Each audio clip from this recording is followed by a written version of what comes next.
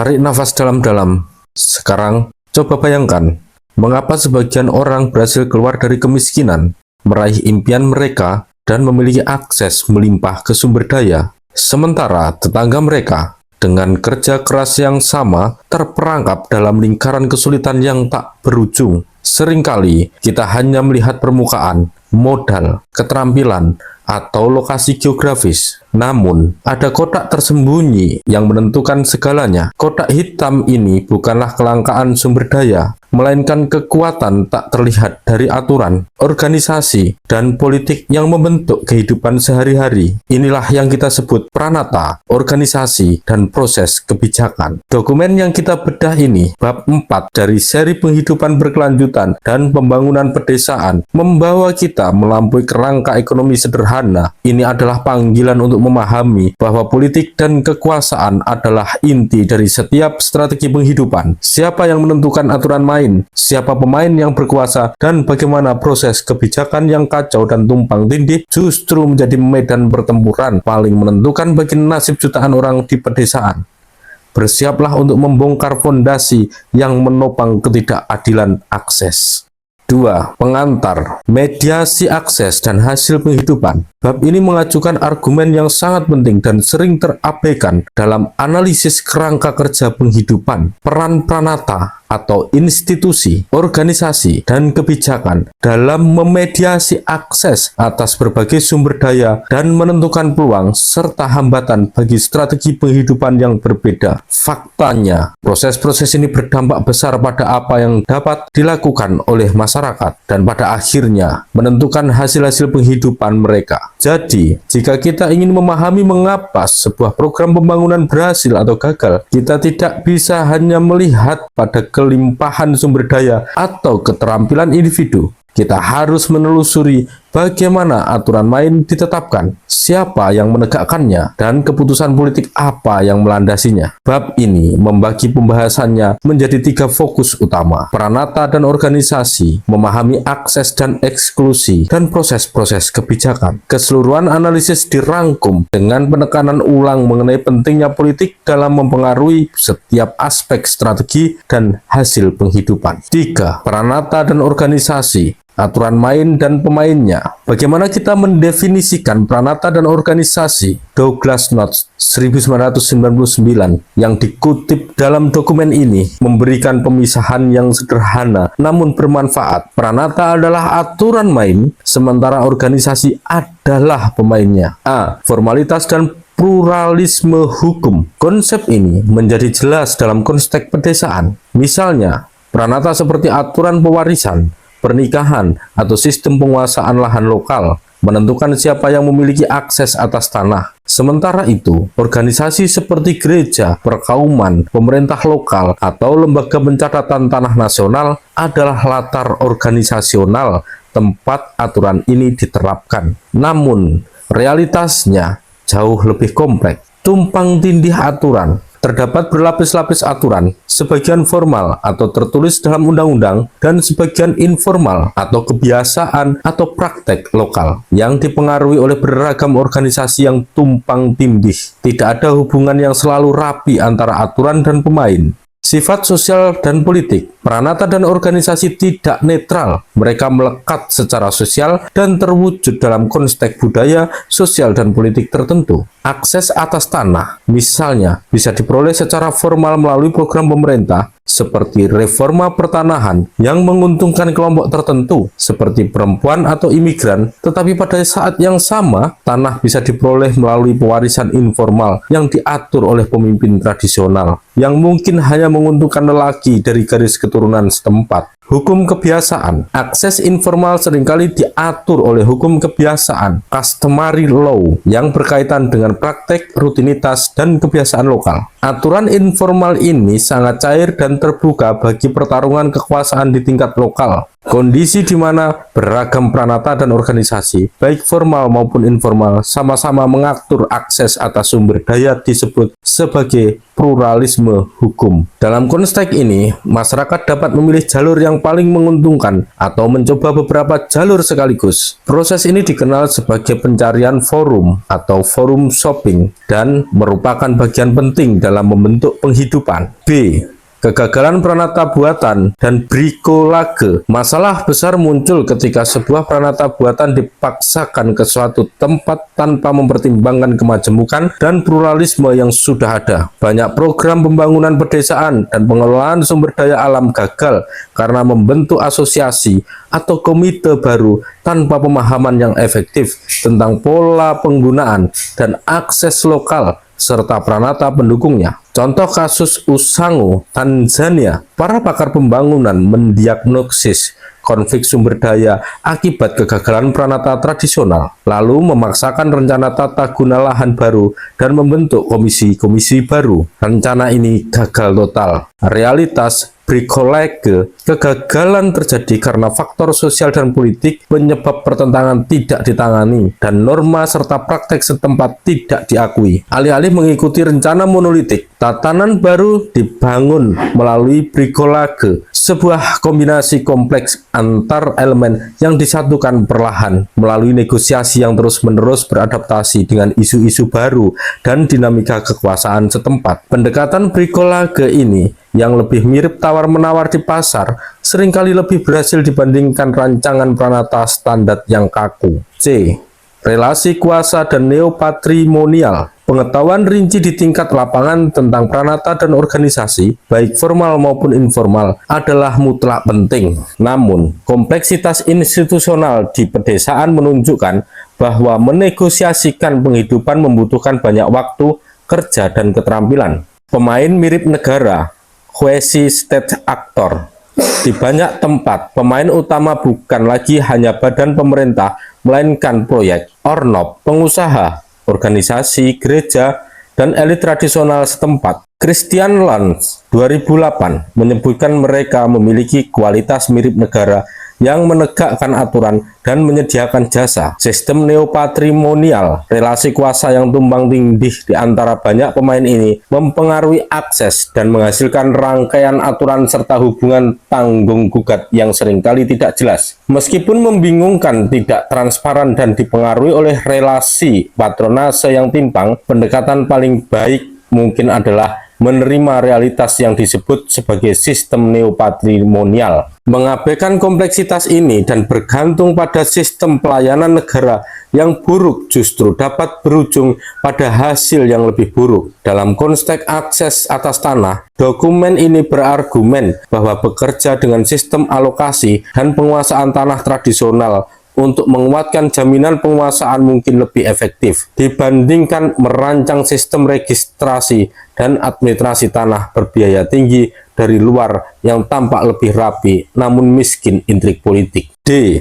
Ekonomi institusional dan sumber daya bersama. Bidang ekonomi institusional memberikan jalan untuk memahami bagaimana orang memilih di antara sekian banyak pilihan. Argumen dasarnya adalah kita akan mengambil pilihan yang lebih murah, menghitung berbagai ongkos transaksi, termasuk pencarian informasi, tawar-menawar, serta pembuatan dan penegakan aturan. Pilihan rasional adalah yang mengurangi ongkos transaksi, mengantisipasi ongkos tawar-menawar, negosiasi, suap, dan sebagainya yang bisa sangat tinggi. Nilai sumber daya. Investasi untuk peranata yang mengatur akses akan meningkat mengikuti nilai sumber daya yang terkait. Misalnya, panitia tata guna tanah yang mengawasi pemagaran, patroli, dan denda akan lebih mungkin bekerja dengan baik jika tanah yang dijaga bernilai tinggi. Tragedi sumber daya bersama. Gareth Hardin 1968 keliru mengasumsikan bahwa sumber daya bersama, tragedy of the common, terbuka untuk semua orang. Sebaliknya, Elitor Ostrom dan rekan-rekannya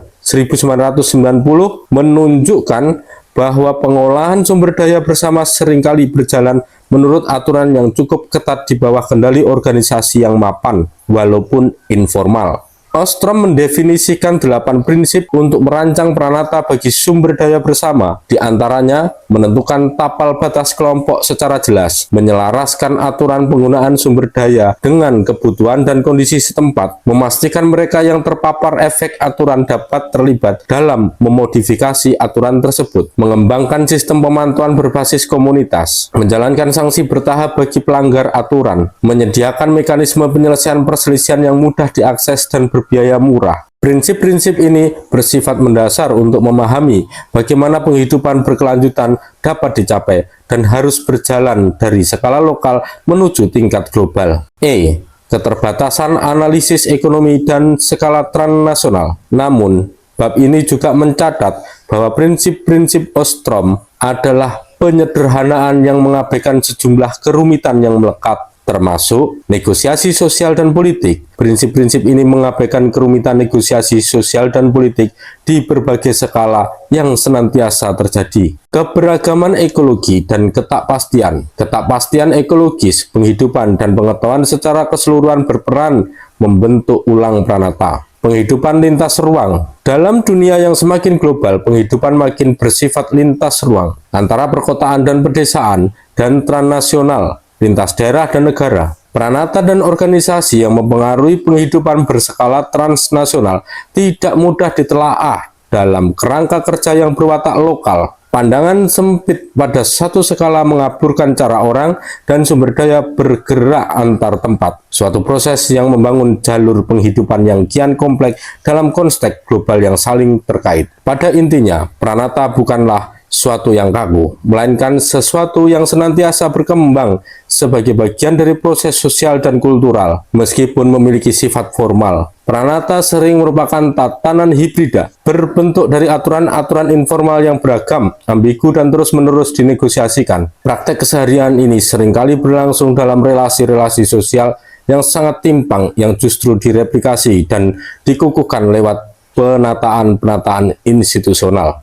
4. Memahami akses dan eksklusi. Pranata dan organisasi sangat penting dalam memahami mengapa sebagian orang mendapatkan akses atas sumber daya dan penghidupan, sementara yang lain tereksklusi atau tersingkir. Melanjutkan karya Amartya Sen, Kerangka Hak Berbasis Lingkungan. Hak berbasis lingkungan menyatakan bahwa Pranata memediasi akses atas sumber daya dan akseslah atau bukan kelimpahan, yang menjelaskan dilema di lapangan terkait pengaturan dan tata kelola sumber daya. Proses-proses formal dan informal yang mengatur Pranata memiliki dampak sangat beragam, dipengaruhi oleh relasi kuasa. Faktor-faktor seperti gender, usia, kekayaan, etnisitas, kelas, dan lokasi mempengaruhi siapa yang mendapatkan akses dan siapa yang tidak.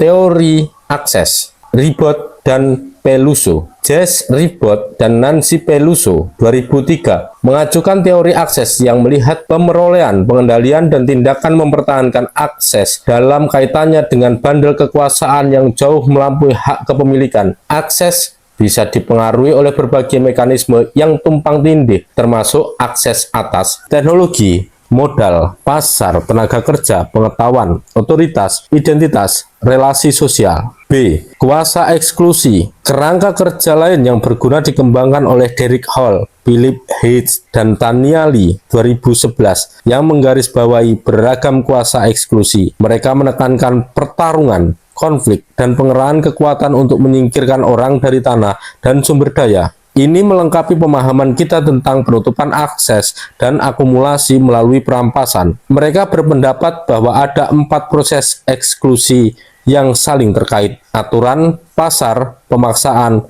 legitimasi. C. Akses, properti, dan kewarganegaraan. Penghidupan sangat terkait dengan isu-isu terkait akses dan properti. Akses, hak-hak atas tanah dan sumber daya, sangat terikat dengan pola-pola otoritas kelembagaan dan ekspresi kewarganegaraan atau citizenship. Contohnya adalah proyek hutan karbon di Afrika, di mana kepemilikan pohon dan karena itu juga kepemilikan karbon yang terbentuk lewat formalisasi selektif berbasis pasar mendefinisikan ulang hubungan-hubungan kepemilikan. Ini sering berujung pada penyerahan hak kepada para pengembang proyek dan spekulator komersil, serta memungkinkan terjadinya model-model penguasaan tanah tertentu oleh elit lokal. Intervensi-intervensi semacam ini menata ulang hubungan antara manusia dan hutan, menentukan tipe-tipe penghidupan yang dimungkinkan, dan bahkan menyingkirkan bentuk-bentuk penghidupan tertentu seperti berburu atau pengembalaan ternak di wilayah-wilayah tertentu. 5. Pranata, praktek, dan agensi. A. Politik pemaknaan dan dimensi afektif. Sebagian besar literatur penghidupan berfokus pada perjuangan untuk mendapatkan akses atas sumber daya material melalui pranata dan organisasi. Namun, yang sering luput adalah pemahaman bahwa pranata memuat di dalamnya politik pemaknaan yang mewujud dalam subjektivitas, identitas, dan posisi berbeda dari aktor-aktor yang terlibat.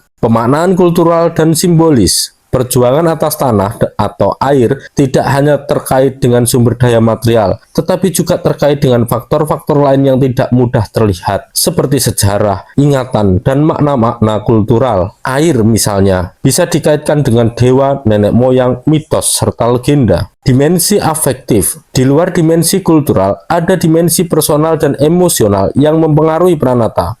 Sejarah-sejarah afektif, kebiasaan-kebiasaan, perasaan, dan emosi-emosi merasuk secara mendalam dalam mempengaruhi praktek dan perilaku penghidupan. Contoh kasus bunuh diri petani. Bunuh diri petani di pedesaan India tidak disebabkan utamanya oleh kondisi struktural krisis agraria, tetapi oleh bagaimana mereka memaknai dan merasakan krisis dan kelangkaan itu. Ekspresi emosional seperti ketakutan, teraliniasi, dan stigma, didukung oleh gambaran diri dan hierarki sosial yang terbentuk secara menyeluruh, dapat mendorong orang untuk bunuh diri. Ini menunjukkan bahwa faktor afektif sama pentingnya dengan faktor struktural material dan keduanya saling mempengaruhi. B. Subjektivitas dan agensi. Menganalisis penghidupan harus mengharuskan peneliti menghargai dan memahami dua subjektif ini dan masuk ke dalam drama kehidupan yang senyatanya. Ini menekankan aspek agensi menurut Giddens 1984 dan subjektivitas Ortner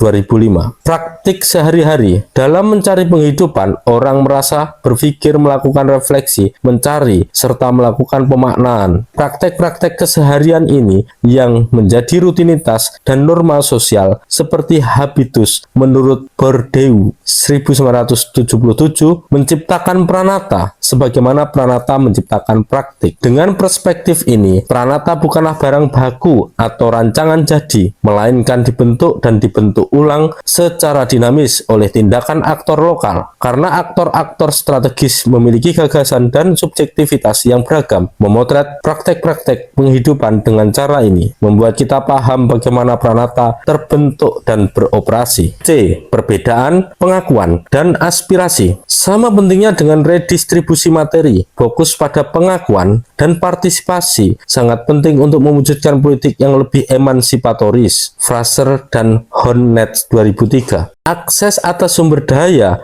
harus dipahami tidak hanya dalam kaitannya dengan perjuangan material, tetapi juga dalam kaitan dengan interaksi-interaksi antara tubuh dan emosi. Peran-peran produktif dan reproduktif berbasis gender berdampak secara mendalam pada penghidupan. Geografi emosional gender perlu mempertimbangkan geografi emosional dari mana subjektivitas berbasis gender dan emosi-emosi yang menubuh menentukan bagaimana relasi antara alam dan masyarakat dijalani dan dialami dalam kehidupan sehari-hari. Gender bersinggungan dengan berbagai dimensi pembeda lain sehingga mensyaratkan analisis lintas bagian terkait penghidupan. Bentuk dominasi non-material. Bentuk-bentuk dominasi mungkin tidak hanya muncul dari ketimpangan akses atas sumber daya penghidupan, tetapi mungkin juga mewujud di arena sosial dan politik, yaitu dalam hal bagaimana orang dipandang, diakui, dan dikenali, serta diapresiasi menurut gender, seksualitas, disabilitas, ras, kasta, atau dimensi pembeda lain.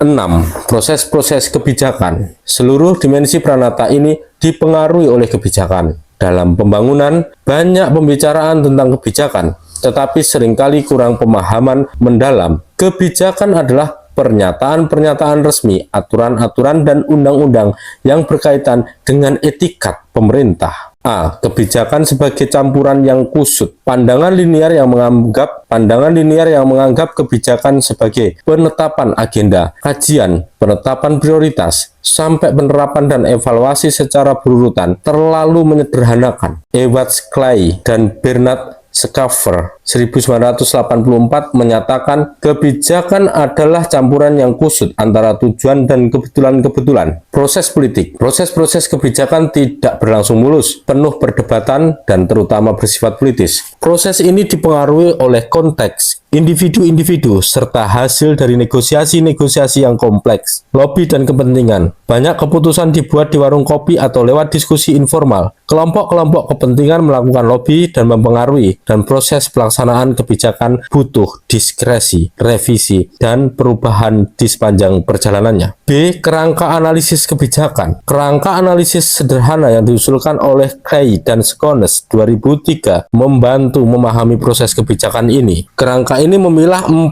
kekuatan yang saling tumpang tindih. 1. Kekuatan narasi atau wacana, bagaimana kebijakan dibicarakan dan bentuk-bentuk pengetahuan yang dipergunakan. 2. Kekuatan aktor atau jaringan, bagaimana orang berbeda-beda dan jaringan mereka bergabung untuk mempengaruhi perubahan kebijakan. 3. Kekuatan politik atau kepentingan, bagaimana kelompok-kelompok kepentingan membentuk dan mempengaruhi hasil kebijakan melalui negosiasi, tawar-menawar, dan persaingan politik. 4. Ketiga dimensi ini berinteraksi di dalam ruang kebijakan. Diagram ini yang berbentuk diagram Venn memungkinkan kita memahami perubahan kebijakan melalui dimensi-dimensi berbeda yang berasal dari kekuasaan dan melalui skala serta disiplin ilmu yang berbeda. Ruang kebijakan di tengah diagram bergantung pada konfigurasi antara narasi atau wacana, aktor atau jaringan, serta politik atau kepentingan dalam tiap proses kebijakan. C. Wacana kebijakan dan pertarungan kepentingan. Kebijakan hendaknya tidak dilihat sebagai suatu yang terpisah dari apa yang terjadi di lapangan. Kebijakan selalu harus dilihat dalam hubungannya dengan peranata dan relasi-relasi sosial sebagai wacana perwujudan kebijakan. Kebijakan yang kompleks dan tumpang tindih terwujud lewat peranata yang kompleks sangat berpengaruh besar dan peluang-peluang penghidupan. Contoh narasi pertanian skala besar. Narasi kebijakan yang lebih fokus pada investasi pertanian skala besar seringkali mengesampingkan dukungan untuk pertanian skala kecil. Narasi yang didukung tokoh-tokoh berpengaruh seperti Paul Collier mengklaim bahwa dunia membutuhkan lebih banyak pertanian komersil yang modern dan efisien yang menciptakan lapangan kerja dan berdaya saing di pasar dunia. Aliansi kuat. Narasi ini ditopang oleh kepentingan-kepentingan yang kuat. Aliansi-aliansi lokal terbentuk antara kalangan pejabat pemerintah yang menginginkan investasi asing dan pemimpin tradisional yang mungkin meraih untung dari kesepakatan seperti itu. Hasilnya sering berupa penggusuran penghidupan, penghancuran hak-hak akses, dan tidak tersedianya lapangan kerja alternatif di tingkat lokal. D. Narasi tandingan dan strategi perubahan.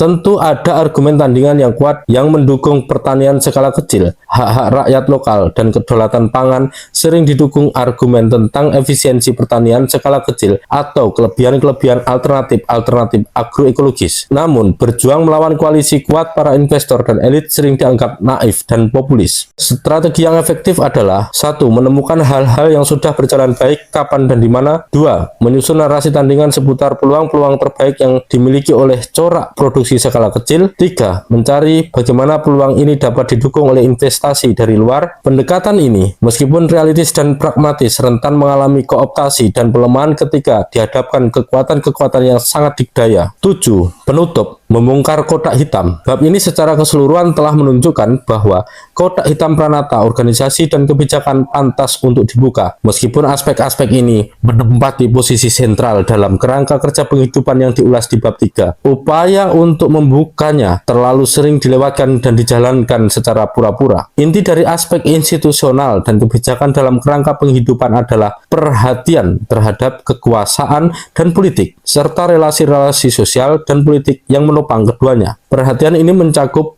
politik dalam proses-proses global yang dijalankan oleh rezim-rezim di tingkat nasional maupun politik level mikro tentang relasi di dalam dan di antar rumah tangga. Proses-proses inilah yang menentukan jenis penghidupan seperti apa yang bisa ada dan yang tidak. Analisis pranata organisasi dan kebijakan menjadi mendasar. Ini berarti melampaui kerangka berwatak ekonomistik guna memahami dimensi-dimensi sosial dan kultural yang mempengaruhi bukan saja insentif, biaya, dan manfaat yang sederhana, tetapi juga mempengaruhi apa yang terjadi, di mana, dan mengapa demikian. Pesan utamanya jelas, akses dan kontrol yang menjadi kunci bagi penghidupan berkelanjutan adalah medan pertempuran politik yang kompleks. Hanya dengan memahami politik narasi, kepentingan, dan aktor beroperasi di dalam dan di luar pranata formal, kita dapat membangun strategi penghidupan yang adil dan berkelanjutan.